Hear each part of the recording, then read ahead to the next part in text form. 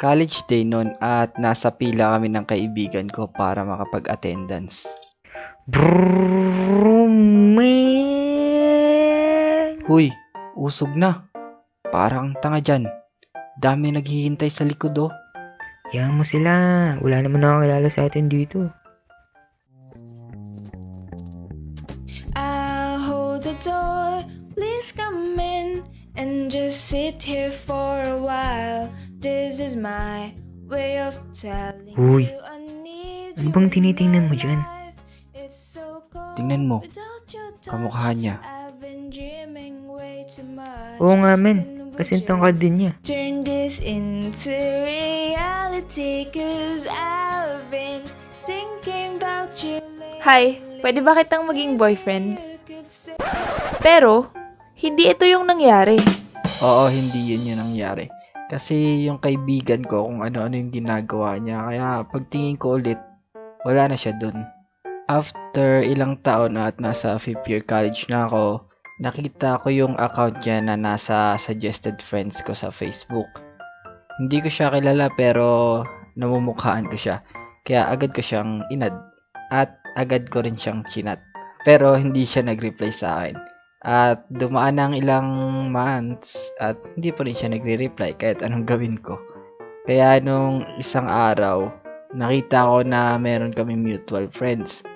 At timing, kasi yung mutual friends namin is nakasama ko siya sa isang dance contest.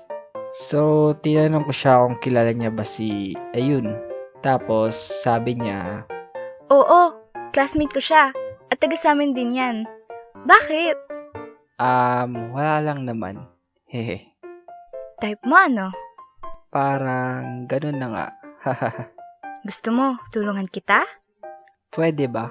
Pero, wag muna ngayon kasi mag-iisip pa ako. O sige, ikaw bahala. Basta, sabihan mo lang ako ha. Sige, salamat. Dumating yung araw na nakapag-decide na ako na mangligaw sa kanya. May chance man o wala. Kasi 'di ba, pag nakita mo yung isang babae as future wife mo, palalampasin mo pa ba? So, nagpatulong ako dun sa mutual friend namin. 'Di ba nga, sabi niya, anytime. At isang gabi, ang babae sa harap ng cashier ay nag-reply na sa akin. Hello. Uy, hi. Nakwento ba ni Jenny? Ay, oo. Sorry ah. Hindi kasi ako nag-reply sa hindi ko kilala. Hehe. Okay lang. Ikaw naman eh. Yung mutual friend namin ang nagsilbing messenger. Kinuwento niya yung buhay ko sa kanya at yung buhay niya sa akin. At doon ko nalaman na isa siyang scholar at working student. At sabi pa ni Jenny, Huwag mong lolokohin yan. Patay ka sa akin. dagdag pressure yun tol, sa totoo lang. Nung nalaman ko na isa siyang scholar at working student, mas lalo akong humanga sa kanya. At isang gabi pagkatapos ng klase namin, ihahatid ko na sana yung kaibigan ko. Pero may naisip ako. Tol, samahan mo muna ako. May dadaanan tayo. Sige. Basta hatid mo ako pa uwi ha. Hehe. Naikwento ko na kasi sa kanya yung about sa liligawan ko. At kilala niya na ito. Pumunta kami sa main campus at naghintay kami sa labas.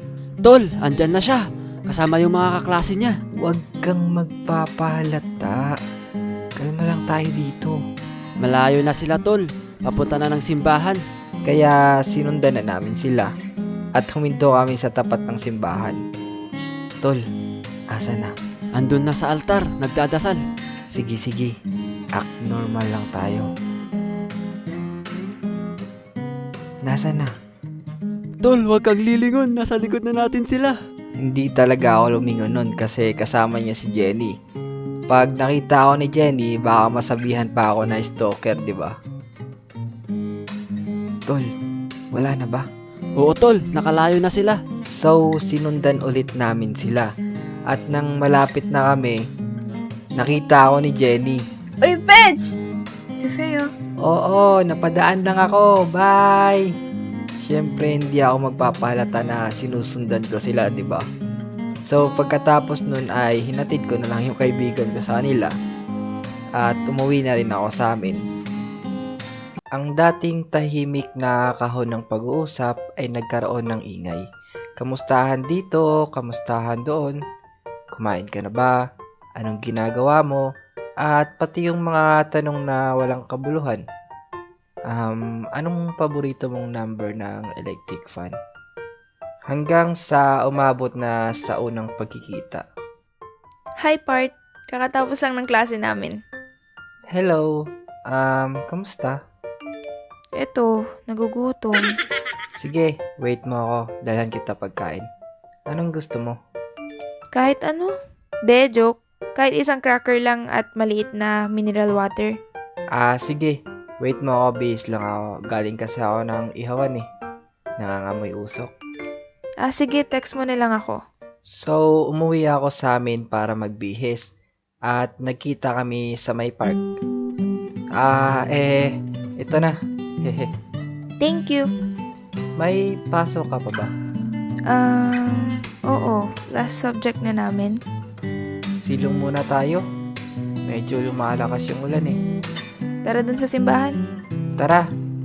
At dun patuloy ang kwentuhan hanggang sa dumating yung oras na kailangan na niyang pumasok. Kaya hinatid ko na siya. Sige, papasok muna ako Text na lang kita. Bye. Ingat.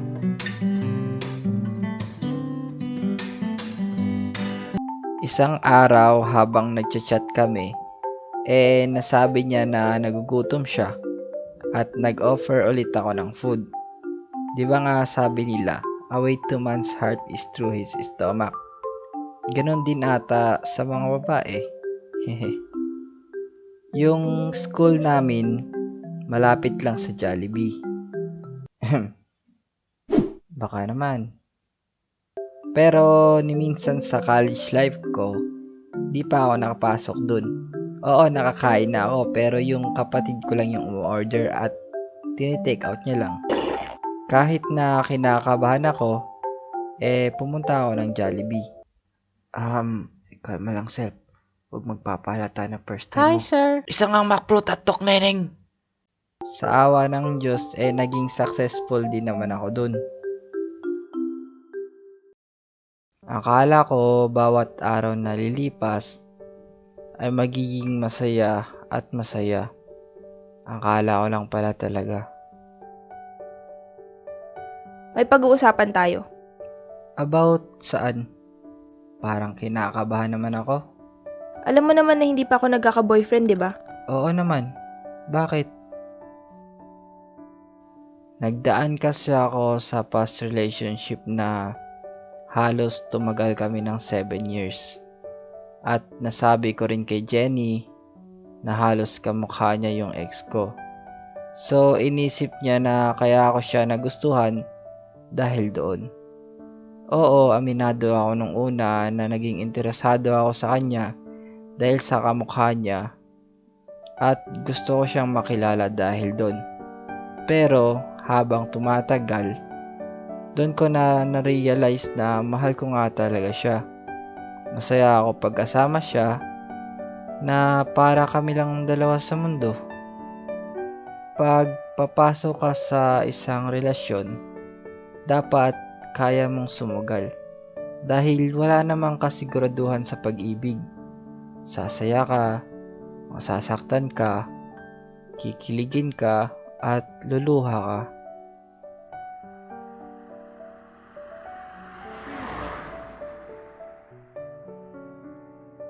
Sorry, na-late ako. May pinabili pa kasi sila tita eh. Okay lang. Sanay na rin naman ako mapag-isa eh. Ang corny mo. Tara na nga. Ay, wait. Nasabi ko bang nagkatuluyan kami? Oo, matapos naming napagdaanan yun ay naging okay din naman kami. At after ilang buwan ng pangliligaw ko, sinagot niya rin ako. At naging kami na nga. Fast forward, sabay kaming graduate ng college. Siya bilang teacher at ako bilang civil engineer. Kahit na halos 3/4 ng aming relasyon LDR kami or long distance relationship. Ni isang beses hindi kami nag-away ng seryoso. Oo, may tampuhan pero hindi talaga aabot ng isang araw. At ngayon nasa 3 taon na kami ng aming pagsasama at nananatiling matatag.